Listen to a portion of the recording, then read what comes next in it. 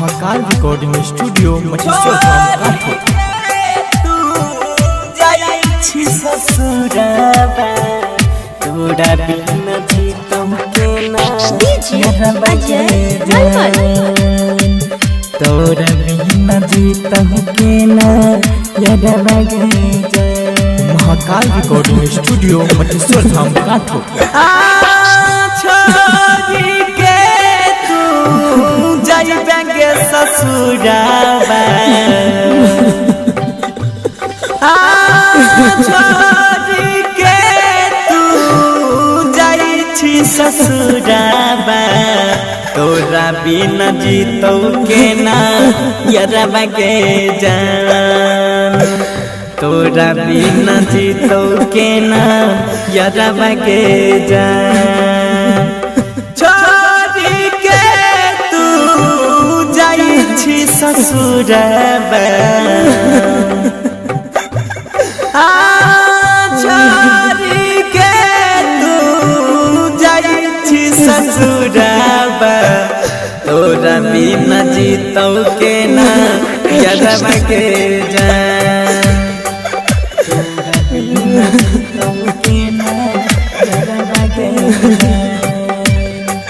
तोरा बिना जीतो केना अजय मलमल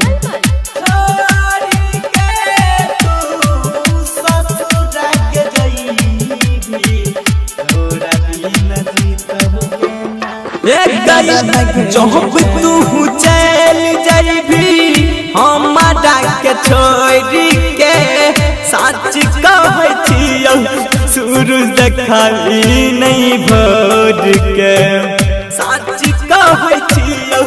सूरज देखाई नहीं भोर के जब तू चल जाबी हमारा के छोड़ के सच कहै छियौ सूरज देखाऊ नहीं भोर के मंगिया में सजाई है सिनुरावा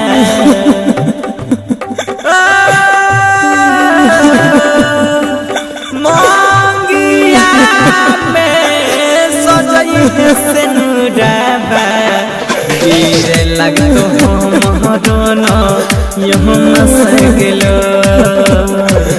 गिरे लगतो महरोना यहाँ सगलो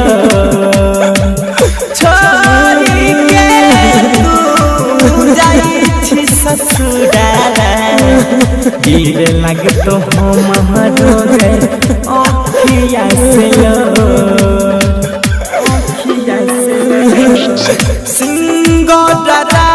जिसके कोई रदलही बाडगे